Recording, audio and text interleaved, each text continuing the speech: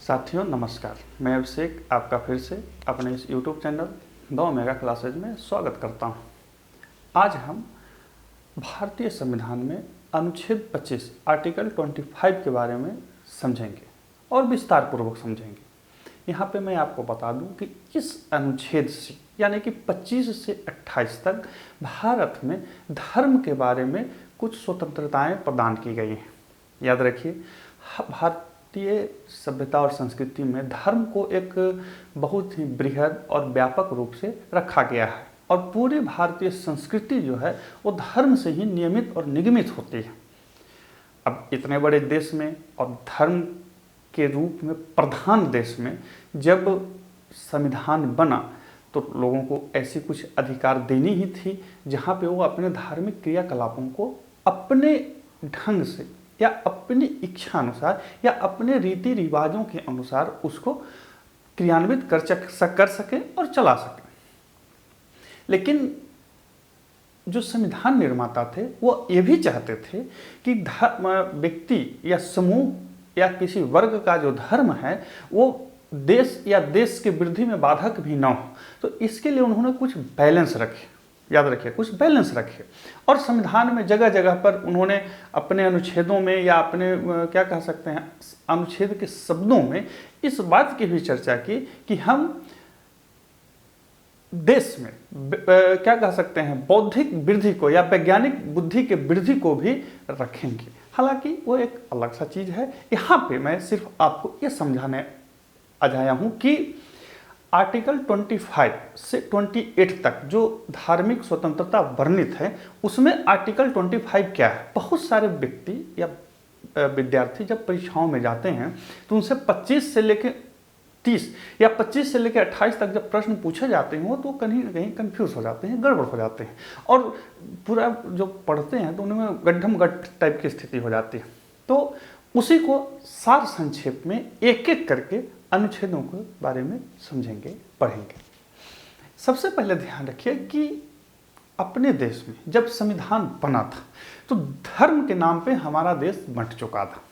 भारत और पाकिस्तान आपको पता है, उसके पहले धर्म के नाम पर हमारे यहाँ व्यापक दंगे शुरू हो चुके थे बहुत पहले से ही। या यूँ कहिए कि अंग्रेजी राज के एक कुत्सित नीति के तहत इस तरह के नीतियों को बढ़ावा दिया गया और वो जो बढ़ावा था कालांतर में धर्म के नाम पर देश के विभाजन और साथ ही विभाजन ही नहीं, धर्म के नाम पर एक व्यक्ति का दूसरे व्यक्ति के एक समुदाय का दूसरे समुदाय से अतीव नफरत और अविश्वास उत्पन्न हुआ।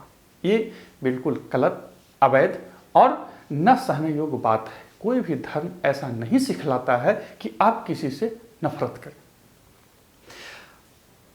अब बाकी जो आप समझ रहे हैं या समझते होंगे तो वहाँ पे मैं आपको स्पष्टीकरण कर दूं कि धर्म दो तरह से होता है। एक जो आप धारण करते हैं और एक तो आपसे धारण करवा दिया जाता है। जो आप धारण करते हैं वह आपकी अंतःकरण होती है और जो आपसे धारण करवा दिया जाता है वो बाह्यकरण से होती है। बाह्यकरण का जो धर्म होता है हम उसकी ओर बहुत जल्दी चले जाते हैं और बहुधा राजनीतिक चतुर व्यक्ति उसका उपयोग करते हैं। ध्यान रखिएगा, वो मेरा विषय नहीं है, हम उस पर चर्चा के लिए नहीं आए हैं। अभी आए हैं सिर्फ और सिर्फ आर्टिकल 25 का। अब इसको सवाल उठता है कि कैसे समझें और कैसे जब परीक्षाओं में बैठें तो दिक्कत ना हो हमको समझने में। तो इसके लिए मैं एक उदाहरण के रूप में आपको बताता हूँ। आप किसी भी आस्था विश्वास के मानने वाले हों, आप अपने आस्था विश्वास के जगह पर जाते हैं। मान के चलिए मैं हिंदू हूँ और मैं मंदिर में जाता हूँ। तो जब आप मंदिर जाते हैं तो वहाँ क्या होता है, रास्ते से जब जाते हैं तो दोनों तरफ फूल बेचने वाले होते हैं, मिठाई बेचने वाले होते हैं या नहीं होते हैं।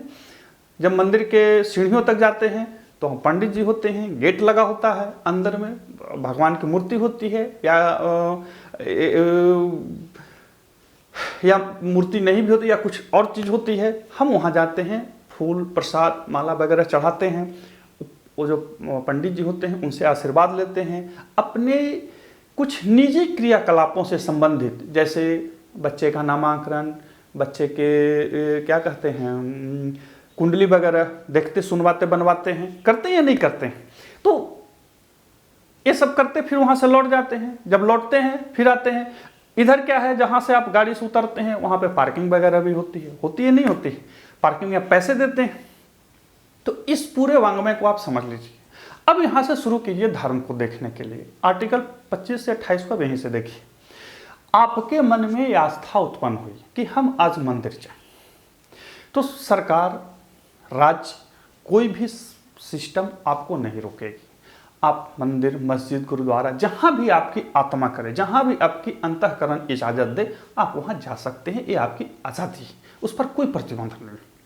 अब जब आप मंदिर जाते हैं तो वहाँ बहुत तरह की चीज़ें हैं। फूल बेचने वाले हैं, माला बेचने वाले हैं, मिठाई बेचने वाले हैं, मंदिर है, मंदिर का सिस्टम है। तो अब ये चूंकि सारे सिस्टम, याद रखिए, वो फूल बेचने वाले, मिठाई बेचने वाले अंतःकरण से वहाँ नहीं बैठे हुए हैं, वो उनका बिजनेस है, व्यापार है। वो आपके क्या कहते हैं, पूजा में सहयोग देने के लिए बैठे हुए एक ऐसे लोग हैं जहाँ व्यापार समाहित होती है। इसके अलावा मंदिर में जहां आप जाते हैं वहां कुछ न कुछ आप मूल्य देते हैं, या कुछ न कुछ मूल्य तो नहीं, आप वहां पे दान देते हैं मंदिर की वृद्धि के लिए, या उन चीज़ों की वृद्धि के लिए जिनसे आपकी धार्मिक क्रियाएं पूरी होती हैं। तो आप दान देते हैं। तो चूंकि पैसा आया, व्यापार आया, सड़कें आई, नीचे पार्किंग आई, तो ये सब जो चीज़ें हैं उस सरकार उसको कुछ न कुछ नियमित करेंगे। क्या करेंगे? कुछ न कुछ नियमित करेंगे। अब यही जो चीज़ें नियमित होती हैं वो 25 से लेकर 28 तक में वर्णित है।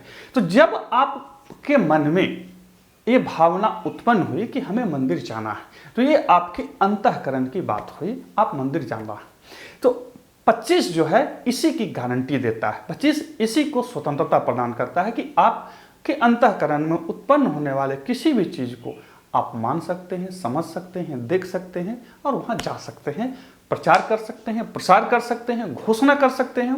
ये आर्टिकल 25 इसको गारंटीड करता है आपको संविधान। देखिए, धर्म वाला जो मामला होता है ना, बहुत क्या कहते हैं, साधारण चीज़ होती है। लेकिन जब कोई व्यक्ति उसमें अपने राजनीतिक हितों को देखने लगता है, या कोई व्यक्ति आपसे उसके नाम पर, यानी कि धर्म के नाम पर राजनीतिक उद्देश्यों को पूर्ति कराने लगता है, तो फिर वो मामला थोड़ा दिक्कत हो जाती है। संविधान में इसकी पूरी व्यवस्था की गई है कि ऐसा ना हो, लेकिन खैर उस संविधान की बातें हैं। जब तक आप नहीं समझेंगे तब तक आप उसको क्या कह सकते हैं, अनुप्रयोग में भी नहीं ला पाएंगे। तो देखिए, आर्टिकल 25 क्या कहता है? अंतःकरण की और धर्म को अबाध रूप से मानने, आचरण करने और प्रचार करने की स्वतंत्रता। ये आचरण है, आचरण करने और प्रचार करने की स्वतंत्रता। अर्थात आर्टिकल 25 जो है ये किस किस चीज की स्वतंत्रता प्रदान करा रहा? अंतःकरण, यानी कि आपके चित्त में जो भी उत्पन्न हो रही है उसको मानने। धर्म को अबाध, यानी कि कोई बाधा नहीं होगी कि किसी भी रूप को मानने, आचरण करने और प्रचार करने की स्वतंत्रता। देखिए, यहीं पे आपको समझ लेना है कि इसमें क्या क्या चीजें हैं और उस पर क्या कोई प्रतिबंध है या नहीं। तो देखिए, मैं आपको बता देता हूं। एक चीज ध्यान रखिएगा कि आर्टिकल 25 सभी को है, यानी कि किसी संविधान में लिखा हुआ है किसी भी व्यक्ति का मतलब कोई भी व्यक्ति, बाहरी भीतरी कोई मतलब नहीं है। जेल में सजा याफ्ता कुछ नहीं, फांसी दी जा रही है, नहीं दी जा रही है, कोई मतलब नहीं। मतलब है कि जो भी भारतीय राज्य में, जो भी राज्य के अधीन कोई भी व्यक्ति जो आता है, सबको यह गारंटी प्रदान की गई है। अर्थात जब परीक्षा में आपसे पूछे कि क्या आर्टिकल 25 विदेशियों को भी प्राप्त है, विदेशियों को भी प्राप्त है, गैर नागरिकों को भी प्राप्त है, गैर नागरिकों को भी प्राप्त है, कैदियों को भी प्राप्त है, किसी को, सभी को यह प्राप्त है। इसमें कहीं पे कोई रोक नहीं है। अब इसमें देखिए कुछ चीजें हैं। पहला है अंतःकरण, उसके बाद आचरण, प्रचार करना, मानना, ये सब चीजें इसमें समाहित हैं। अब इसको थोड़ा थोड़ा समझ लेते हैं। पहला है अंतःकरण की स्वतंत्रता, है ना, कंसर्न, यानी कि आपके अंतःकरण में जो उत्पन्न होती है, हमारे मन में उत्पन्न हुआ कि हम कोई धर्म नहीं मानेंगे, तो सरकार ये गारंटी देती है, राज्य गारंटी दे रही है कि ठीक है आप मत मानिए।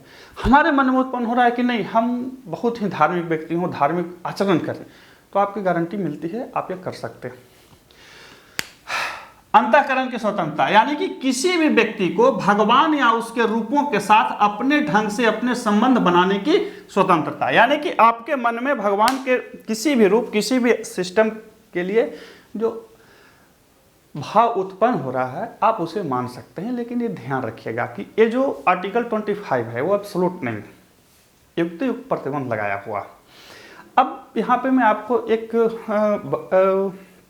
घटना है जो बता देता हूँ, कुछ साल पहले की है, शायद 2010 से पहले की है। हुआ ये कि यूपी में एक बहुत बड़े पुलिस अधिकारी थे, वो अपने आप को कृष्ण का अनन्य भक्त मानते थे और घर पर पूजा में वो अपने को राधा समझते थे और कृष्ण की जो विग्रह यानी कि मूर्ति थी उसको कृष्ण का रूप समझते थे और उनके साथ वो अपने एक अंतः क्रिया स्थापित करते थे जिसमें वो कृष्ण के सामने राधा बन के बैठते थे और वो समझते थे कि हम राधा हैं और ये कृष्ण हैं और हम इनके अनन्य भक्त।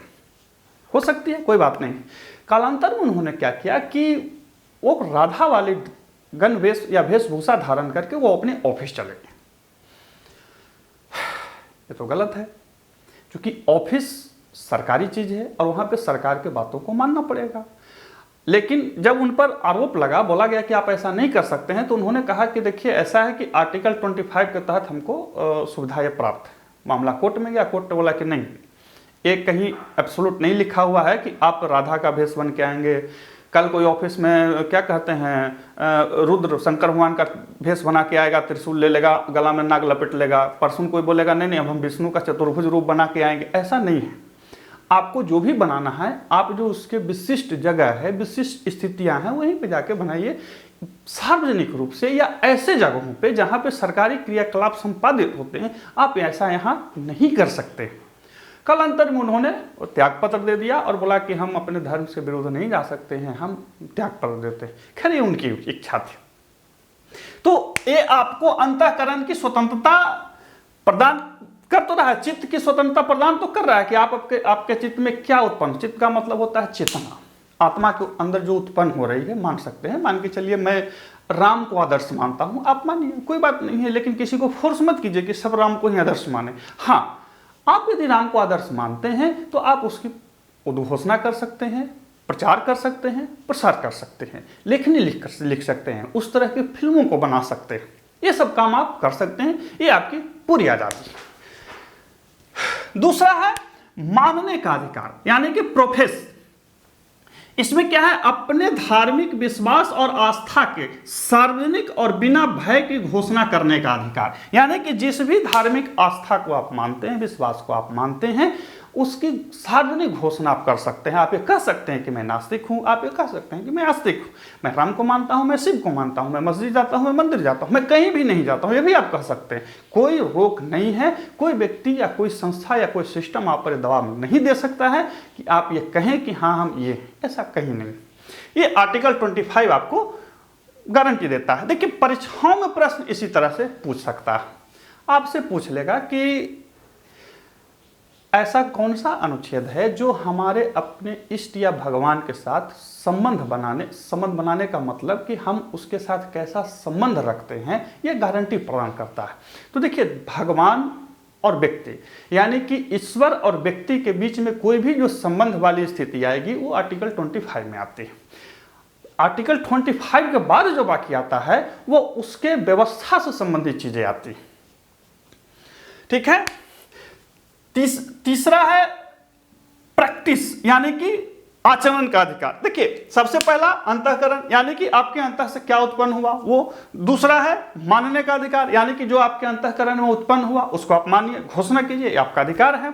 तीसरा है प्रैक्टिस करने का अधिकार यानी कि आप जिस भी धार्मिक सिस्टम को मानते हैं या आपके अंतःकरण में जिस भी धार्मिक सिस्टम के प्रति कोई भी आस्था है, आप उसकी परंपराओं का निर्वाह कर सकते हैं, आप उसके धार्मिक आयोजनों का निर्वाह कर सकते हैं, आप जो है उसके विचारों का, आचार विचारों का प्रदर्शन कर सकते हैं। जैसे हम हिंदू हैं तो हम टीका लगा सकते हैं, हम इस्लाम मानते हैं हम टोपी लगा सकते हैं, दाढ़ी रख सकते हैं, टीके रख सकते हैं, जनेऊ पहन सकते हैं, काला पहन सकते हैं, कुछ भी कर सकते हैं जो उस धर्म में संबंधित है।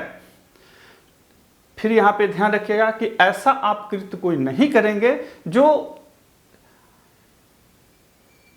कुछ चीज़ों से बाहर हो जाए। कुछ चीज़ें जैसे क्या कह सकते हैं, कहीं पे कोई जो सरकारी सिस्टम है आप उससे बाहर नहीं जा सकते। इसके अलावा जो सरकारी नियम कानून पर प्रतिबंध लगाए गए हैं आप उससे बाहर भी नहीं जा सकते हैं। मान के चलिए कि मैं अपने धार्मिक आयोजनों में कुर्ता धोती पहनता हूँ, तो अब आप ये नहीं कह सकते हैं कि भाई देखिए हमारा धर्म जो है कुर्ता धोती को पहनने को कहता है तो हम कुर्ता धोती पहन कहीं ऑफिस आएंगे। नहीं, जो ऑफिस में रूल है आपको मानना पड़ेगा, विद्यालयों में जो रूल है आपको मानना पड़ेगा।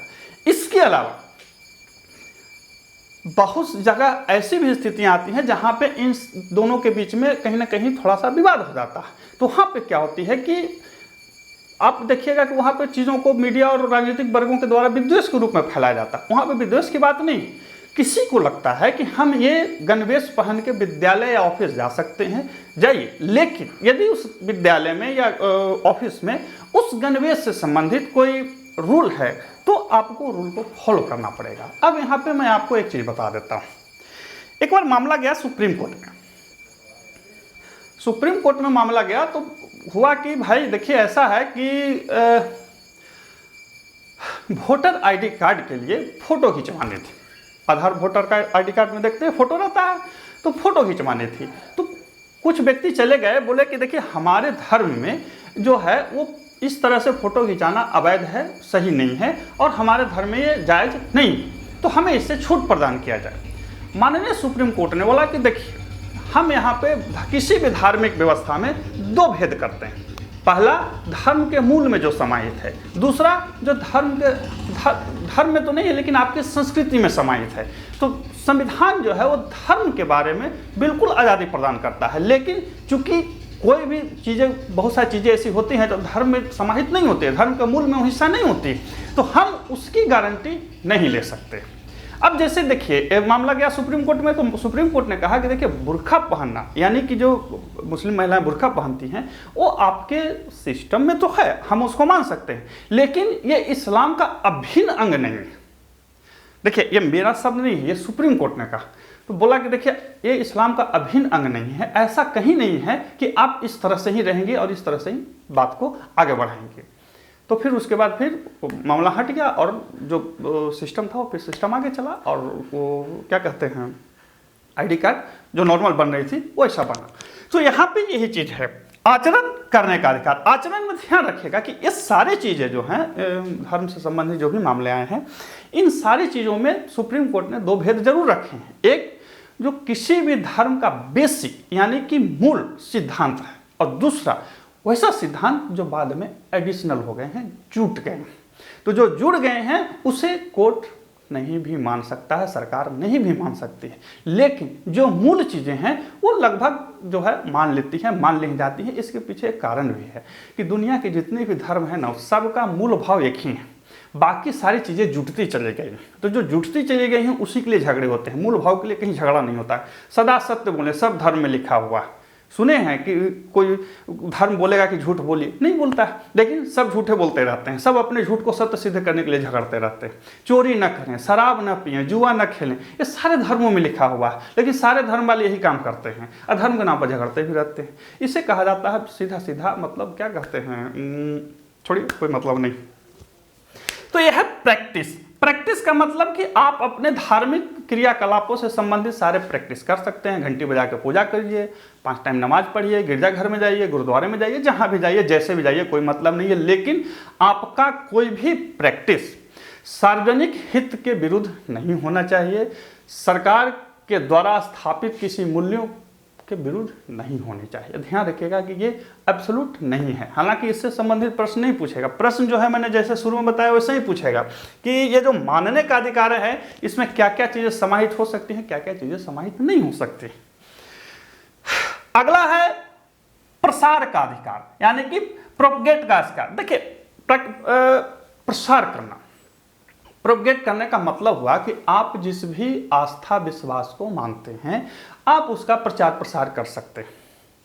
कह सकते हैं कि भाई हमने रामायण पढ़ा तो ऐसा हुआ, हमने कुरान पढ़ा तो ऐसा हुआ, हमने गीता पढ़ी तो ऐसा हुआ, बोल सकते हैं, कोई भारी चीज़ नहीं है। आप ये बता सकते हैं कि गीता में फला सिद्धांत है, कुरान में फला सिद्धांत है, हदीस में ये सिद्धांत है, बाइबल में ये सिद्धांत है, गुरु ग्रंथ साहिब में ये सिद्धांत है, बहुत अच्छी चीज़ है, किया जा सकता है। लेकिन आपके प्रसार और प्रचार में लोभ, डर और भय नहीं होनी चाहिए। आप किसी व्यक्ति को लोभ, भय या डर से अपने धर्म में धर्मांतरण नहीं कर सकते। बात समझ रहे हैं ना। इसके अलावा एक चीज और ध्यान रखेंगे कि किसी भूखे व्यक्ति को भोजन देके धर्मांतरण करवाना भी लोभ में ही आता। बात समझ रहे हैं। ये सब चीजें जो आती हैं ये गलत हैं, अवैध हैं। माननीय सुप्रीम कोर्ट ने इसे अवैध माना है। आगे मैं बता दूंगा कैसे, पहले इसको समझ लेते हैं। अपने धर्म के सिद्धांतों को प्रकट करना एवं अन्य को प्रचार प्रसार करना, ये इसके अंतर्गत एक क्या कहते हैं, अधिकार है आपका, आप ये कर सकते हैं। लेकिन ध्यान रखें, मैंने पहले भी बताया कि सिद्धांत रूप से सभी धर्म एक ही होते हैं, व्यवहारिक से सब धर्म एक ही हैं, सब में सब एक ही चीज लिखा हुआ। जो एडिशनल जोड़ दी गई है ना, सारे झगड़े उसके लिए होते हैं। हम ये नहीं मानेंगे, वो बोलेगा हम ये नहीं मानेंगे, वो बोलेगा हम ये नहीं मानेंगे। लिखा हुआ है सदा सत्य बोले, सत्य कोई नहीं बोलेगा, सब झूठ के लिए झगड़ते रहेंगे। नहीं नहीं, हमारे यहाँ सत्य बोलना तो लिखा हुआ, लेकिन ऐसे सत्य बोलना लिखा हुआ। अरे भाई सत्य सत्य होता है, जैसे ही बोलो सही ही रहेगी। तो इस तरह की जो चीजें आती हैं, समस्या यही होती है। अब है इसमें देखिए प्रचार और प्रसार। प्रचार और प्रसार जब मामला है तो आपके मन में सवाल उत्पन्न हो सकता है कि आखिर क्यों रखा गया, क्यों ऐसा किया गया कि प्रचार प्रसार आप अपने धर्म का कर सकते हैं। भाई संविधान में बंद कर दिया जाता है, हम नहीं करते, कोई धर्म का प्रचार प्रसार नहीं किया जाएगा। देखिए इस चीज को ध्यान रखिएगा कि पहला क्या है, अंतःकरण। ठीक है, तो अंतःकरण किसी हर दुनिया का हर जो व्यक्ति होता है अपनी एक खास अंतःकरण को लेकर के उत्पन्न होता है। उसकी अपनी एक चेतना होती है। कहीं भी नामीबिया, युगांडा से लेकर के ऑस्ट्रेलिया तक के जितनी भी धरती पर लोग होते हैं, उनके अंदर जो होती है ये अपनी एक खास चेतना होती है। और हो सकती है कि उस चेतना का लाभ जो है मानव जाति को कभी न कभी प्राप्त हो, ऐसी एक सोच या विश्वास रखनी ही चाहिए। इसके पीछे कारण है, कारण है कि धरती अबाध रूप से चल रही है। आप, हम या इस समय के जितने भी लोग हैं, कोई पहले व्यक्ति नहीं है, पहले पुरुष, पहले महिला, पहले बच्चा नहीं है। करोड़ों लोग हमसे पहले आगे आए, करोड़ों लोग हमसे बाद भी आएंगे, आए चले जाएंगे। लेकिन कुछ ऐसे लोग आए जिन्होंने अपने सिद्धांतों से दुनिया को अवगत कराया। यदि उन सिद्धांतों को प्रतिबंधित कर दिया जाता तो हम फिर लाभान्वित कैसे होते। मान के चलिए कि इस्लाम है, ईसाइयत है, बुद्धिज्म है। यदि उस समय के लोग उन विचारों को नहीं सुनते तो फिर उससे लाभान्वित कैसे होते। तो माना गया कि भाई देखिए, यदि हम प्रतिबंधित कर देंगे तो नई चीजें सामने नहीं आ पाएगी। तो नई चीजों को सामने लाने के लिए गारंटी दी गई कि भाई आप अपने अंतःकरण के जो विचार है उसको प्रकट कर सकते हैं। इसके पीछे भी एक कहानी सुनाता हूं। हुआ ये कि कबीर को उस समय शायद लोदी वंश का शासन था। कबीर तो कबीर थे, उन्होंने तो सबको शीर्षासन करवा दिया था। उन्हें पकड़ करके शायद इब्राहिम लोदी या सिकंदर लोदी के पास ले जाया गया, मैं दोनों में कंफ्यूज हूँ, ले जाया गया। एक कथा, इसे इतिहास की किताबों से मतलब डेट बाय डेट मिलाने की जरूरत नहीं है, ऐसी मैंने बता रहा हूँ। ले जाया गया तो उन्होंने बोला, जो शासक थे, दिल्ली के जो शासक थे, उन्होंने बोला कि देखो ऐसा है भाई कि तुम काहे ऐसा कर रहे हो, कभी हिंदू को बोलते हो, कभी मुसलमान को बोलते हो, कभी किसी को बोलते हो, कभी किसी को बोलते हो। क्या तुम मानते हो कि मतलब मंदिर मस्जिद जो भी है सब गलत जगह हैं? तो कबीर ने बोला कि देखिए श्रीमान, एक चीज़ आप बताइए कि आप क्या मानते हैं। तो बादशाह जो थे उन्होंने बोला कि हम ये मानते हैं कि अल्लाह सर्वशक्तिमान है, भगवान सर्वशक्तिमान है और सब जगह है। तो उन्होंने बोला कि जब सब जगह है तो फिर इतने खास जगहों को बनाने की ज़रूरत क्यों है, और वहाँ सिर्फ खास ही आदमी क्यों रहेंगे? ऐसा कहाँ लिखा हुआ है कि ये खास आदमी, मतलब ये जो पुजारी वर्ग हैं, ये जो मौलवी वर्ग हैं, यही जब बोलेंगे तब अल्लाह सुनेंगे या भगवान सुनेंगे, नहीं तो नहीं सुनेंगे। अब चूंकि वो तो शासक था, शासक एक चीज ध्यान रखेगा कि शासक और धार्मिक व्यक्ति में अंतर होता है। वो तो शासक था, उन्होंने बोला कि नहीं ऐसा तो कहीं नहीं हो सकता। तो बोला कि जब नहीं हो सकता है तो फिर आप हमें पर एलिगेशन, हम पर आरोप क्यों लगा रहे हैं कि हम गलत बोल रहे हैं? गलत तो आप बोल रहे हैं, गलत तो आप कह रहे हैं कि भगवान यही मिलेंगे, अल्लाह यही मिलेंगे, हम जो कह रहे हैं वही सही है, दूसरा कह रहा है एकदम गलत है। ऐसा थोड़ी होता है। तो जो शासक थे उन्होंने बोला कि हाँ ये भी सही है। फिर कबीर ने बोला कि देखिए, जिस प्रकार से आप राजा हैं उस प्रकार से हजारों इस धरती पर राजा हैं। तो ये कहना कि आप ही सर्वथा सही हैं, सामने वाला सर्वथा गलत है, ये तो उपयुक्त बात नहीं है। तो शासक ने बोला कि आपने बिल्कुल सही बोला। तो बोला कि तो फिर जो आप न्याय कीजिए। तो जो लोधी वंश के शासक थे उन्होंने बोला कि एक काम करो, इसको छोड़ दो। तो कुछ जो मंत्री वगैरह थे जो धार्मिक मानसिकता से ग्रसित थे, उन्होंने बोला कि देखिए श्रीमान, ये जो है ना सो ईश्वर के बारे में बहुत अनाप शनाप बोलता है, ये परम शक्ति के विरुद्ध बहुत अनाप शनाप बोलता है, मंदिर को बोलता है, मस्जिद को बोलता है, गुरुद्वारा सबको खराब ही बोलता है, इसको फांसी दे दिया जाए। इब्राहिम लोधी बोला कि देखो, ऐसा है कि इसकी बातें हमको समझ में नहीं आ रही, लेकिन फांसी क्या के लिए देने जाओगे? हो सकता है कि आगे आने वाली पीढ़ियाँ इसकी बातों से बहुत लाभ को उठाए, और हो सकता है कि इसकी बातें सही नहीं होता, अपने आप खप जाएगा, खत्म हो जाएगा, कोई इसका बात नहीं मानेगा, तुम चिंता क्या के लिए किए हो? तुम बोला कि नहीं, इससे क्या होगा, मतलब मंत्री बोला कि इससे क्या होगा कि समाज में धर्म विरुद्ध लोग हो जाएंगे। जो लोधी वंश के शासक थे उन्होंने बोला कि देखो, ऐसा है कि जब हमारे पैगंबर आए होंगे तो उस समय उनके साथ भी तो ऐसी स्थिति हुई होगी, या अन्य धर्मों के जो पैगंबर आए होंगे उनके साथ भी तो ये स्थिति हो गई। आज तो उस धर्म को मानने वाले बहुत सारे लोग, मान के चलिए बुद्ध आए तो बुद्ध के समय भी बहुत विरोध हुआ। आज बुद्धिज्म देखिए, लाइट ऑफ एशिया बुद्ध को कहा जाता है। तो बोला कि देखो, ऐसा है कि वर्तमान में लोगों को कुछ समझ में नहीं आ रहा है, कम करो भविष्य पर इसको छोड़ दो, फांसी चढ़ाने से बेकार है कि भविष्य में छोड़ दो। अब ऐसे भी तो सही बोल रहा है, भगवान कहाँ नहीं बैठा हुआ है, तुम ही बताओ, तुम बता सकते हो कि कहाँ है, तुम देखा हो? वो चुप। तो कहने का मतलब है कि ये मैंने आपको समझने के लिए बताया, इन्हीं सभी स्थितियों को रखते हुए, समझते हुए, संविधान निर्माताओं ने ये देखते हुए अपने अंतःकरण में जो चीजें आपने माना, आचरण किया, उसको प्रचार प्रसार करने की छूट दी है। लेकिन उस प्रचार प्रसार में भय, भूख, दबाव इत्यादि की कोई जगह नहीं है। तो ये है आर्टिकल 25 में वर्णित ये सारी चीजें। अब इसमें कुछ और चीजें हैं जिनसे परीक्षाओं में प्रश्न आपसे पूछ लेता है, उसको भी एक नजर देख लेते हैं।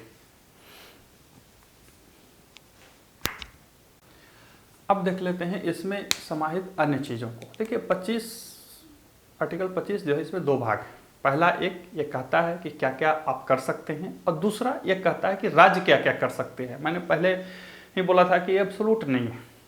देखिए, 25 का एक क्या कहता है, सीधा सीधा ये संविधान का शब्द है, लोक व्यवस्था, सदाचार तथा इस भाग के अन्य उपबंधों के अधीन रहते हुए सभी व्यक्तियों को अंतःकरण की स्वतंत्रता का और धर्म के अबाध रूप से मानने, आचरण करने और प्रचार प्रसार करने का समान हक होगा। देखिए, समान हक है किसी भी व्यक्ति को।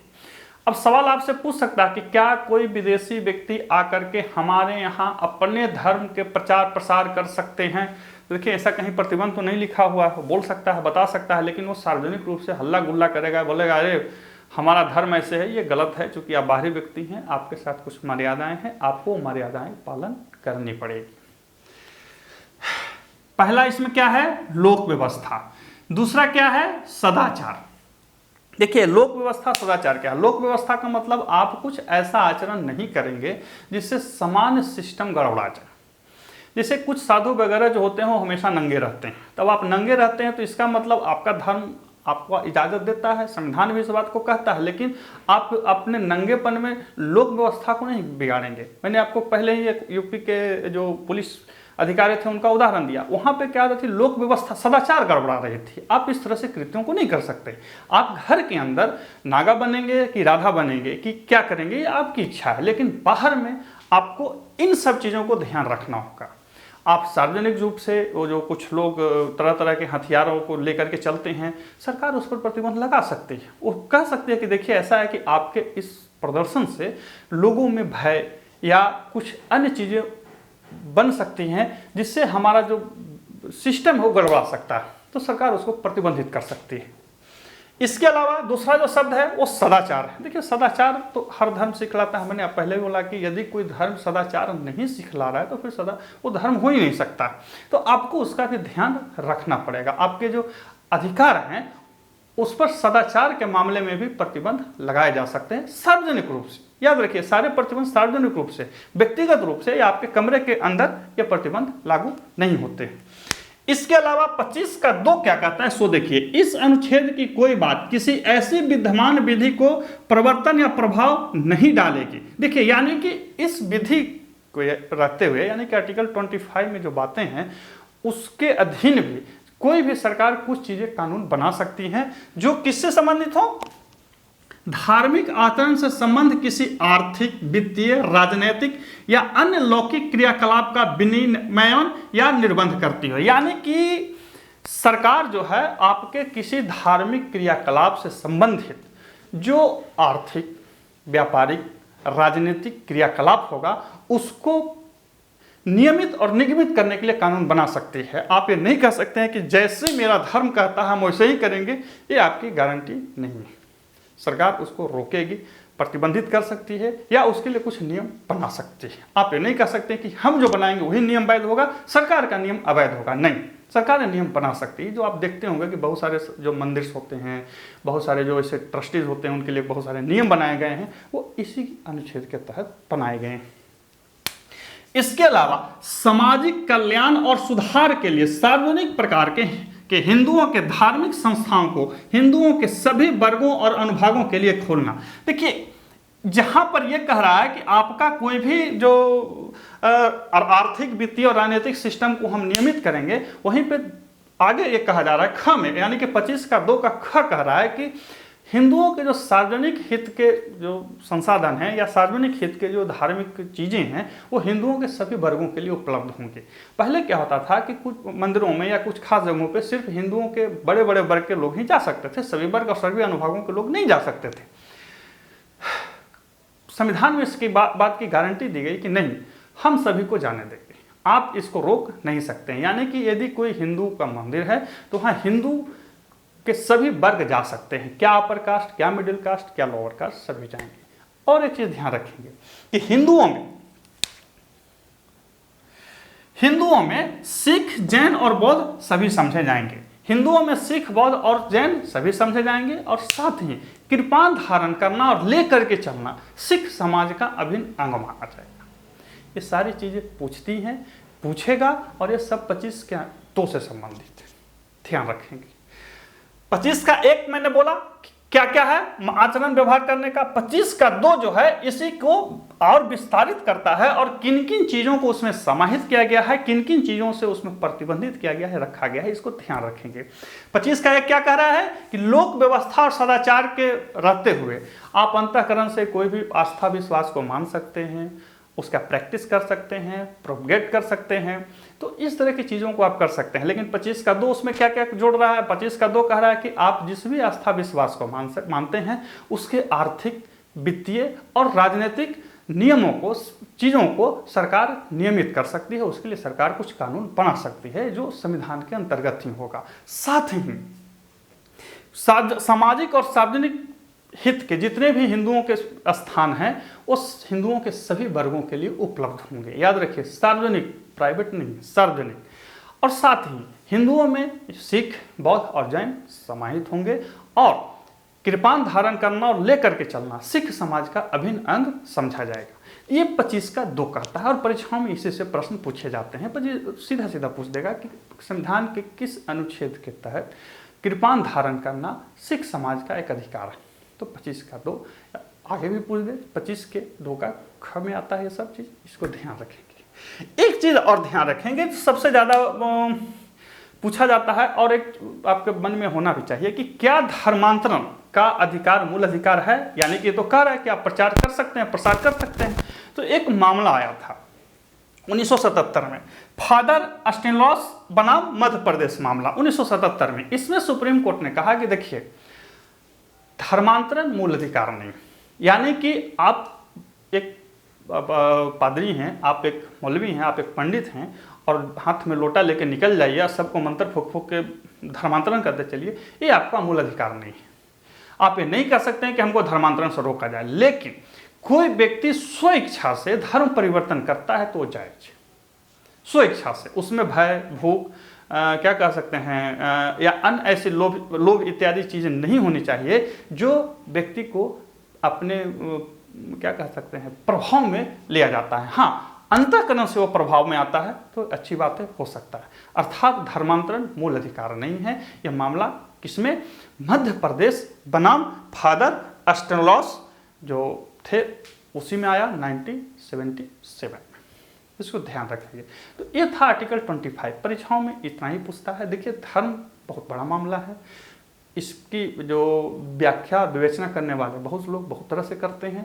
मेरा जो उद्देश्य था सिर्फ और सिर्फ संवैधानिक रूप से, एकेडमिक रूप से जो चीज़ें हैं उसी को आपके सामने रखना था, ताकि कहीं पर भी परीक्षाओं में कोई आपसे समस्या या छूट न जाए।